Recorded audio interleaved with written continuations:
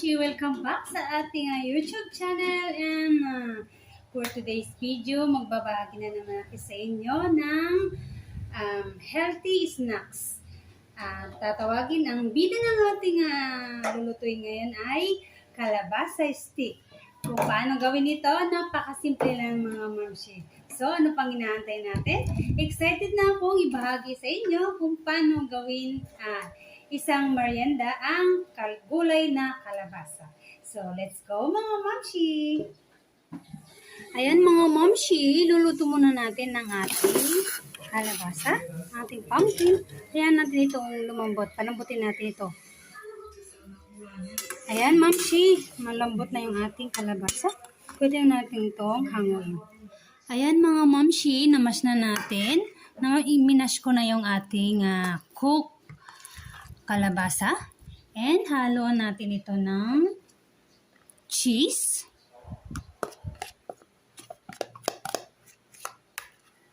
And spring onion.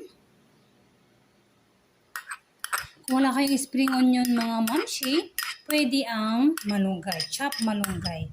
Parang meron lang siyang green. And lagyan natin ng salt to taste. Salt to taste. Huwag masyado, baka maalat naman. And lagyan natin ng durog na paminta.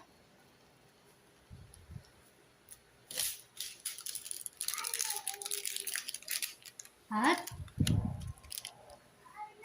konting pampalasa, lagyan natin ng magic sarap. Konti lang. Kasi malinamnam na yung cheese. And then, 1 cup of cornstarch. Lagyan natin ng cornstarch. Ayan, halo-haloin natin.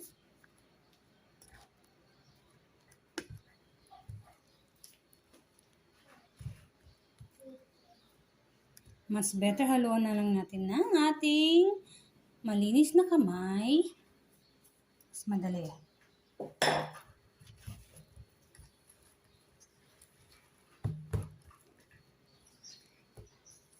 Ayan mga Mamshi, sino makapagsasabi na ang gulay ay pwede rin gawing isang merienda? Ayan mga Mamshi, ito na yung ating kalabasa. So magmumold tayo ng stick.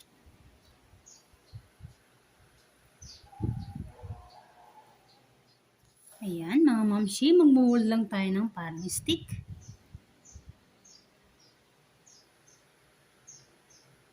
Yan. Ganyan lang mga Mamshi. Ganyan lang kasimple ang ating kalabasa stick. So, same procedure lang mga Mamshi. Ayan mga Mamshi. Ito yung first batch na ating na-mold. So, iluto muna natin itong una. Kasi gusto na daw kumain yung aking mga chikiting. Prito muna natin to. Unahin natin iprito. Ayan mga Mamshi, mainit na yung ating mantika. So, luluto na natin ang ating kalabasa stick.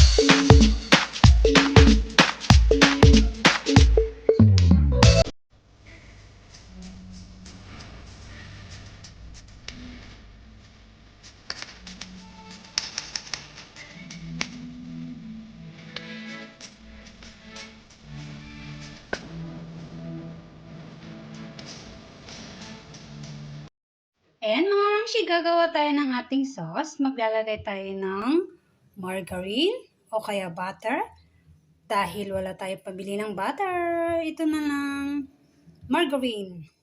And then mga mamshi, maglalagay tayo ng cheese at fresh milk. Pero since wala tayong fresh milk mga mamshi, ang ginamit ko dito ay yung Birds 3 powder. Yun na lang. Diskartehan na lang natin mga mamshi. Walang fresh milk. Powder milk na lang mga mamshi. Stir lang natin mga mamshi hanggang sa lumapot at matunay yung ating cheese. Ayan mga mamshi, melted na ang ating cheese. Pwede na po. Ayan. Alam nyo, tinikman ko. Ang sarap mga mamshi.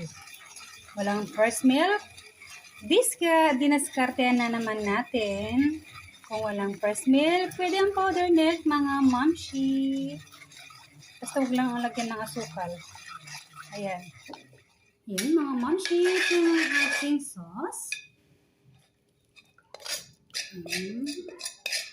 Panalong-panalo ang ating sauce mga mamshi. Masarap. Masarap siya, promise. Kalahin mo hindi fresh milk na nilagay natin. It's a powder milk. Ayan. Perfect.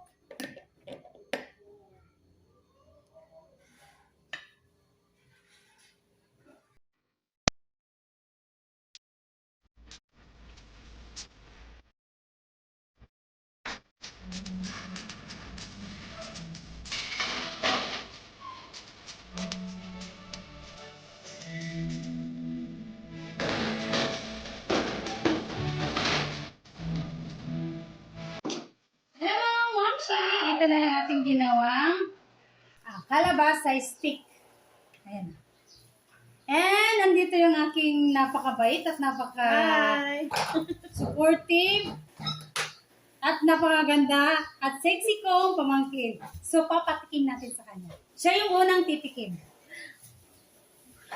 O, ito, titikman ko na yung kalabasa stick ng ating madiskarteng mamshing. I-rate niya daw hanggang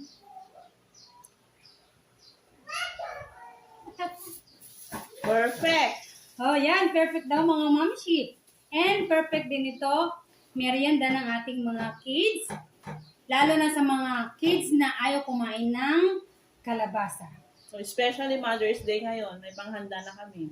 Ayan o mga mamshi o, sinurpresa nila ako ng bulaklak kasi ngayon ay Mother's Day.